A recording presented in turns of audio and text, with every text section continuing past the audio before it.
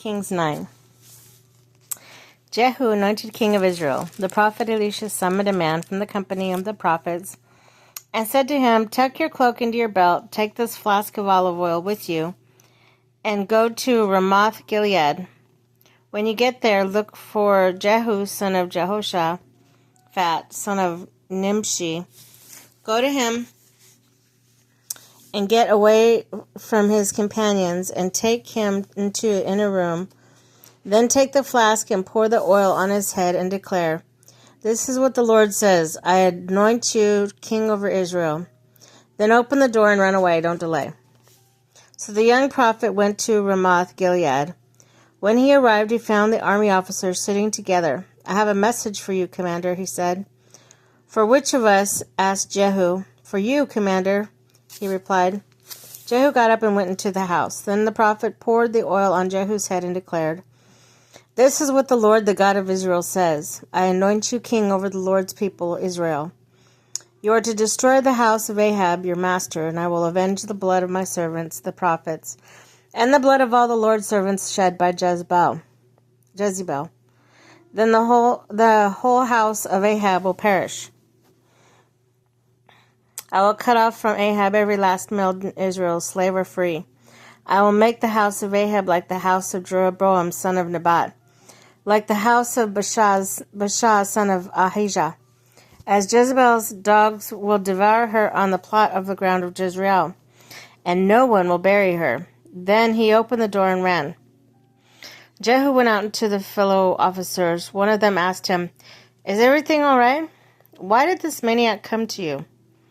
"You know the man of sort of things he says," Jehu replied. "That is not true," they said. "Tell us." Jehu said, "Here is what he told me. This is what the Lord says. I anoint you king over Israel." They quickly took their cloaks and spread them under him on the bare steps. Then they blew a trumpet and shouted, "Jehu is king." Jehu kills Joram and Ahaziah. So Jehu, son of Jehoshaphat, the son of Nimshi, conspired against Joram. Now Joram and all the Israel had begun defending Ramoth Gilead against the Hazael, king of Aram.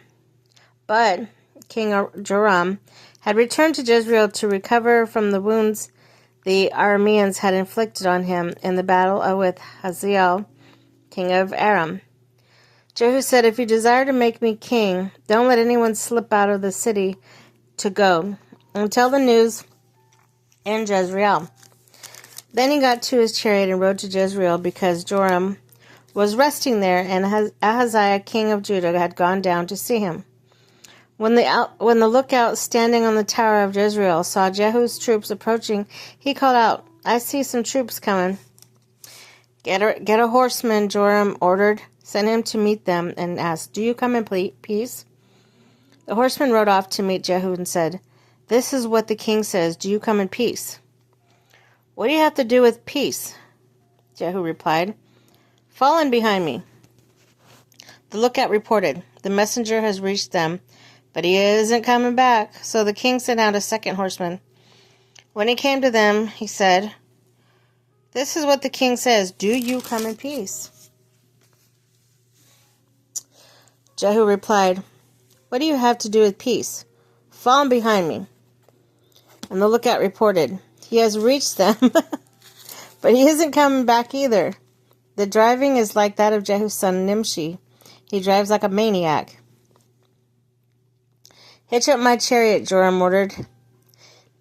And when it was hitched up, Joram, king of Israel, Ahaziah, king of Judah, rode out to each of his own chariot to meet Jehu. They meet him at the plot of the ground that belonged to Naboth, the Jezreelite. When Jordan saw Jehu, he asked, "Have you come in peace, Jehu?" "How can there be peace?" Jehu replied, "as long as all the idolatry and witchcraft of your mother Jezebel are bound." Joram turned about and fled, calling Ahaziah, "Treachery, Ahaziah." Then Jehu rested his bow and shot Joram between the shoulders. The arrow pierced his heart, and he slumped down in his chariot.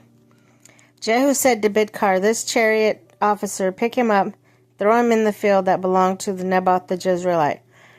Remember how you and I were riding together in chariots behind Ahab his father, when the Lord spoke this prophecy against him. Yesterday I saw the blood of Naboth and the blood of his sons, declares the Lord, and I will surely make you pay for it on this plot of ground, declares the Lord. Now then, pick him up and throw him on the plot, in accordance with the word of the Lord. Then Ahaziah, king of Judah, saw what had happened. He fled up in the road of Hagan. Jehu chased him, shouting, "Kill him too!" They wounded him in his chariot on the way to Ger, near Eblim. But he escaped to Megiddo and died there. His servants took him by chariot to Jerusalem and buried him with his ancestors in the tomb of the city of David. In the 11th year of Joram, son of Ahab, Ahaziah became king of Judah. Jezebel's killed. When Ehud went to Jezreel, when Jezebel heard about it, she put on eye makeup and arranged her hair, looked out the window. As Jehu entered the gate, she asked him, "Have you come in peace, you Zimri, you murderer of your master?" He looked out the window and called, "Who is on my side?" "Who?" 2 or 3 eunuchs looked down at him. "Throw her down," Jehu said. So they threw her down, and some of her blood spattered on the wall and the horses as they trampled underfoot. Jehu went in and ate and drank. "Take care of that cursed woman," he said, "and bury her, for she was the king's daughter."